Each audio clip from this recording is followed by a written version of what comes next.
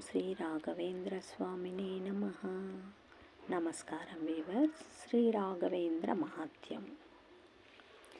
రోకలిని చిగురించుట. క్షీరసంగి గ్రామానికి శ్రీపాదుల వారి సవారి సంచారత్వేన రాగా అక్కడ బ్రహ్మవేద దైవ ద్వేషి అయిన దేశాయి కట్టవీర శైవ పంథానికి చెందినవాడు. కట్టా శివారాధకుడు. అతనికి విష్ణువులంటే కాదు, వేద మంత్రాలంత అబద్ధములు అని బ్రాహ్మణుల ఇళ్ళు పొలాలను లాక్కొని అట్టహాసం చేస్తుండేవాడు.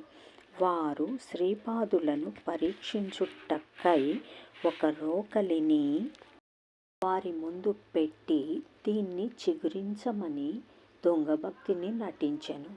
వేదముల శక్తిని వీడికి చూపించాలని మనసు చేసిన శ్రీ రాయరు అంటే ఇక్కడ రాఘవేంద్ర స్వామి మంత్రపూత జలమును దారపోయగా అది మొలకెత్తి చిగురించింది.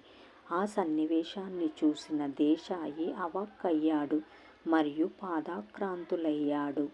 దేశాయి యొక్క అజ్ఞానము దూరమై బ్రాహ్మణులకు చేసిన ద్రోహమునకై విచారించుచు పశ్చాత్తాపంతో ద్వేషభావము విడిచి శ్రీ రాయరకు శరణు వేడినాడు.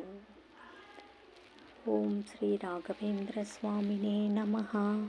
పూజ్యాయ రాఘవేంద్రాయ సతధర్మరతాయ చ భజతాం కల్పవృక్షాయ నమతాం కామధేనువే.